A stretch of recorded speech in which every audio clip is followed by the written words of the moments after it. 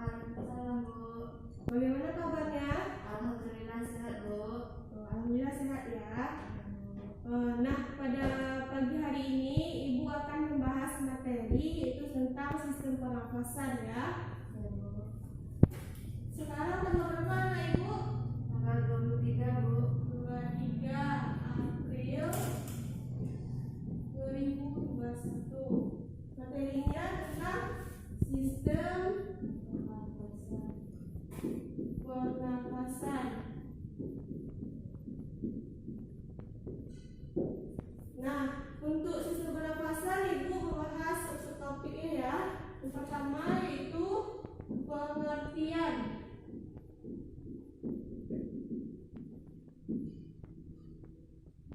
Bernafas. Kedua yaitu tipe-tipe dari sistem pernafasan.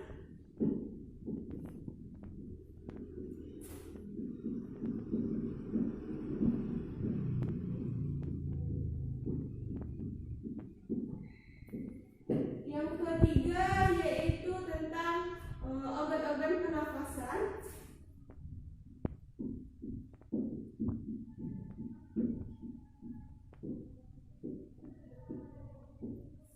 Ada mekanisme sistem pernafasan.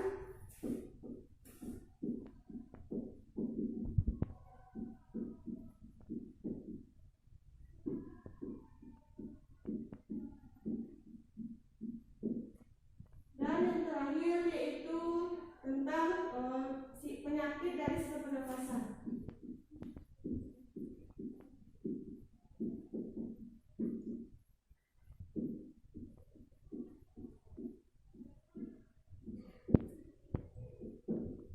Oke.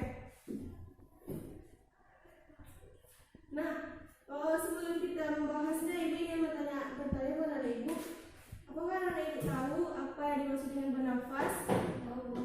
Tahu. Oke, kepada Ayu?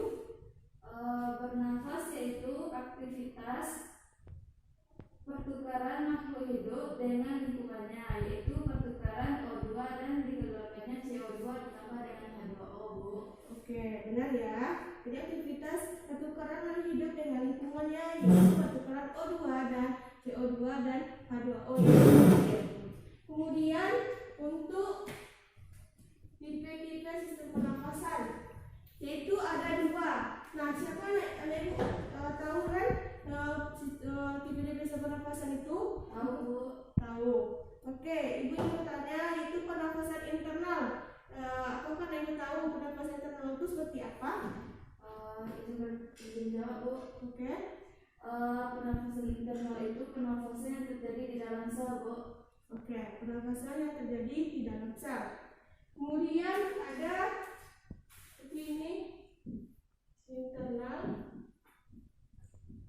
dan eksternal. Maka yang eksternal itu sistem pernafasannya yang terjadi di paru-paru atau tepatnya di alveolus ya. Kemudian untuk organ-organ pernafasan. Nah, mungkin organ pernafasan ini tidak ada lagi ya pada bagian Ibu. Jadi Ibu ingin menanyakan bagaimana organ pernafasan itu apa saja. Pertama lari, Bu. Ya. Yang kedua lari. Pertama faring. Yang pertama faring, yang kedua lari, yang ketiga trakea, Ya. yang keempat bronkiolus, yang kelima paru-paru. Oke, benar ya. Kemudian ada sistem pernafasan mekanismenya. Nah, ini Ibu jelaskan saja ya. Mekanisme sistem pernafasan itu ada dua. Yang pertama pernafasan dada dan pernafasan perut.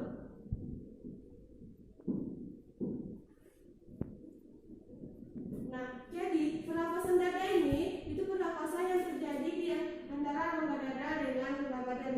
Sedangkan untuk pernafasan perut ini terjadi di antara sekat diafragma.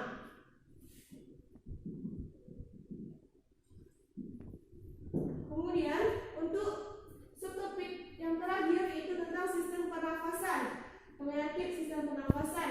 Nah, jadi karena sistem pernafasan adalah suatu sistem pada organ itu terjadi atau mengalami keluhan, maka ada penyakitnya. Nah, penyakitnya itu contohnya yaitu ada si influenza. Nah, penyakit influenza ini penyakit disebabkan oleh virus influenza tersebut. Kemudian ada penyakit asma. Nah, penyakit asma, apakah Anak Ibu tahu apa penyebab penyakit asma? Oke, mungkin belum ya. Jadi, penyakit asma disebabkan oleh penyekatan antara sistem pernapasan.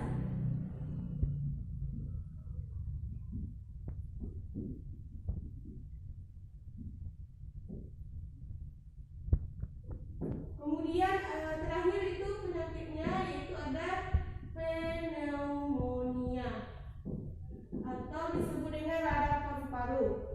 Nah, berarti itu materi untuk pada pagi hari ini. Kemudian Ibu akan membagi anak-anak Ibu menjadi beberapa kelompok, dimana yang bahas temanya itu kandungan zat berbahaya pada rokok. Ini kan ada kaitannya dengan sistem pernafasan. Jadi ini berguna untuk anak Ibu mengaitkannya apa saja organ pernafasan yang dapat mengalami keluhan akibat dari penggunaan rokok. Nah, jadi Ibu akan bagi kelompok. Pertama itu ada kelompok Ayu, kemudian ada kelompok Selfie dan kelompok Via. Untuk sistemnya yaitu Ibu akan menyuruh anak Ibu cari referensi apa saja kandungan zat berbahaya pada rokok. Kemudian Ibu akan menyuruh anak Ibu presentasikan ya. Jadi Ibu kasih waktu dulu. Oke, semua sudah siap? Nah, langsung saja mulai kelompoknya dulu ya.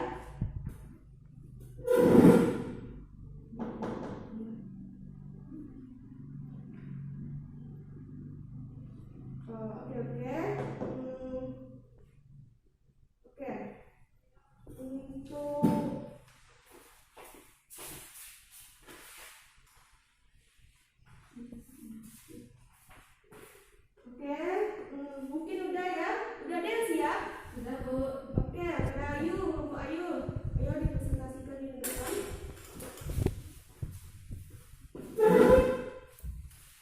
Baiklah, saya dari kelompok 1 akan mempresentasikan hasil diskusi kami, yaitu yang pertama yaitu karbon monoksida, di mana gas yang tidak berbau. Zat ini dihasilkan dari unsur zat karbon. Nah, yang kedua yaitu nikotin. Nikotin ini merupakan cairan berminyak tidak berwarna. Yang ketiga yaitu tar, yaitu cairan kental berwarna coklat tua atau hitam yang didapatkan dengan cara distilasi kaya dan orang juga tahu getah dari tembakau. Mungkin hanya sekian dari kelompok 1. Terima kasih, Bu. Oke. Terima kasih kepada kelompok 1. Nah, Ibu akan menambahkan sedikit ya. Kandungan zat berbahaya pada rokok selain tadi ada si piramidin, kemudian ada metanol disebabkan oleh zat metanol sendiri.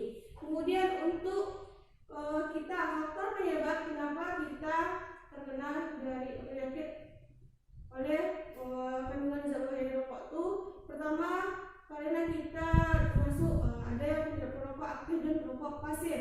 Nah, jadi yang lebih terkena dampaknya itu perokok si pasif karena kita menghirup asap sendiri. Kemudian untuk cara mencegahnya, pertama membuat area smoking atau area rokok.